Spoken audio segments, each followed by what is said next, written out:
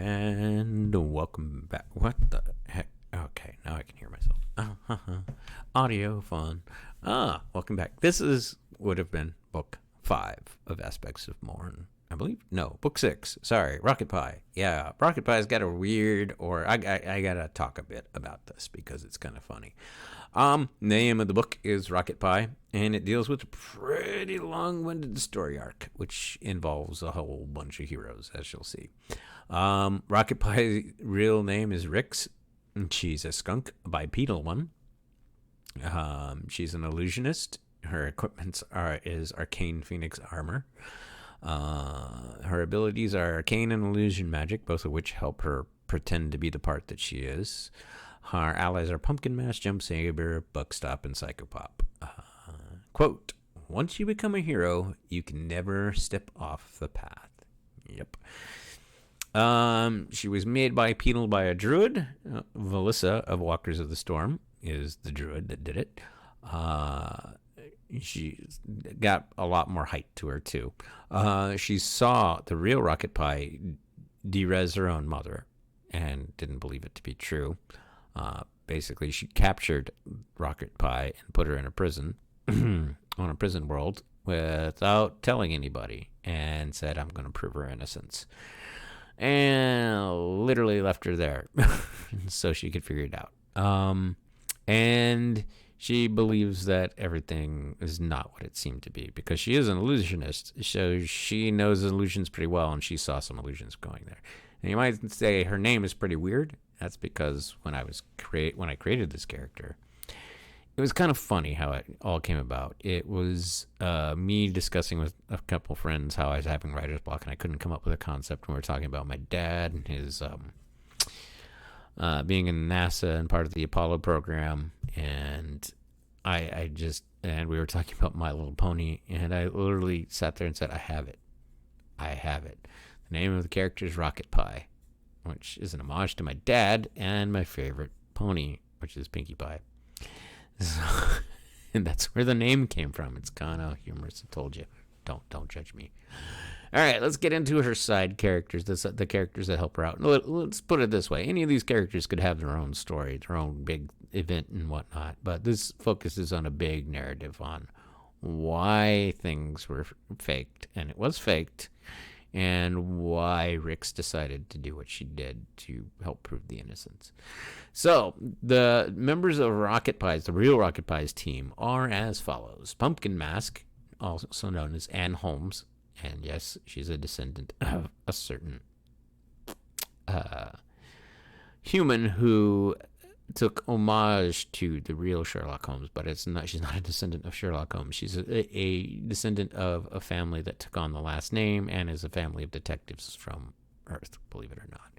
She is human. She's a witch. She wears a mask that covers her face and displays various jack-o'-lantern patterns. Her allies are Rocket Pie, Jump Saber, Buckstop, and Psychopop. Her quote is, "You stink, but you're also very beautiful." And we'll get to that in a minute. Her background notes are part of the real Rocket Pie's OG group, uses pumpkin-based potion bombs, rides a broom made of dark bristles, which is kind of, her broom has a very unique look to it, trust me. She asks and is accepted by Rix at the end, onto a date at the end of the story.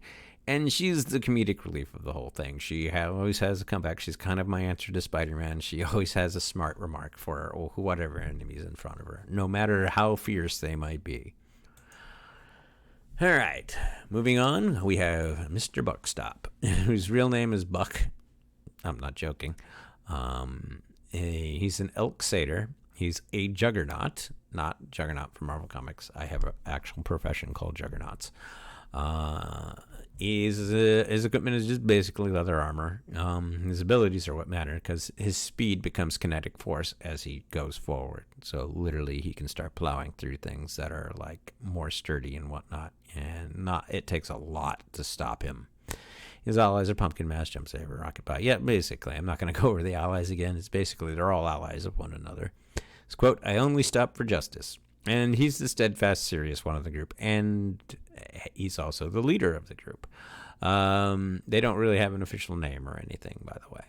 He had his head, unlike most satyrs. My satyrs don't have human heads. They have various different type of things. There's goat satyrs, there's even elk satyrs, and there's even sheep satyrs. He is an elk satyr. He's just trying to keep the group together after what happened. He's doing anything he can to keep them together, keep them busy. He has no idea what happened to cause the real Rocket Pie to just simply vanish, because the rest of the group didn't see what happened. Only Rix did. And Rix wasn't part of the group. She was just observing. She was an innocent observer. Now we come to Jump Saber. Now, Jump Saber, she's kind of unique. Her real name is Kavina. She's a saber-tooth, again, a bipedal. She's a shaman. She has tattoos all over her fur that help her commune with spirits. Her quote, "Sometimes the dead want a burger and a milkshake." And unfortunately, I'm not going to have time to showcase where that came from, but it's a really comedic thing when she's sitting at a diner with them. And she goes, "Oh, yeah, no, you're listening to," when they were listening to one of Elvis's songs, and it comes over the thing. He's like, no, Elvis is just sitting at the thing over there.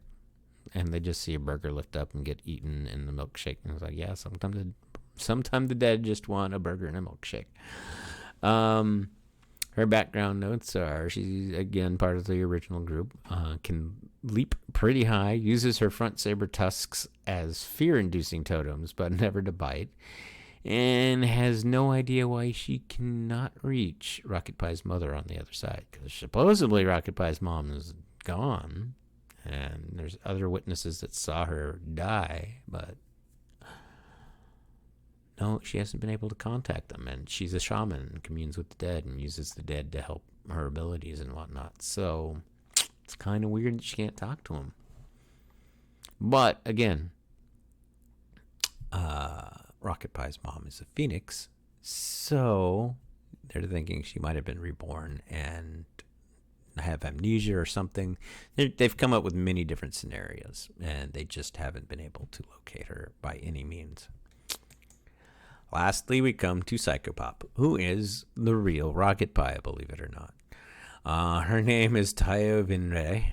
She's half phoenix, half human. She's just simply heroic. She has arcane armor to help her fly because she's half phoenix. Her wings really only help her hover, but with the armor, they help her fly. Her quote is, "I no longer believe my mother to be the saint seen by everyone else." There's a reason for that, and we'll get to that in just a second. She was hiding to find her mother. She did break out of the prison that Rocket Pie created on a prison planet for her very early on, and she's been doing her own investigation. She discovered that she had a half-sister. Her half-sister is Doomscythe. Now you can pretty much see where this is going. Her father is Captain Nemo. Yes, that Captain Nemo. She fights Rix over Innsmouth, the city of Innsmouth, before being captured by Gru to calm them down. If you read my... there's not many people here who probably read the original story that I did, and I stopped about halfway, and that's where I ended it, is their fight, and they were captured by the Gru.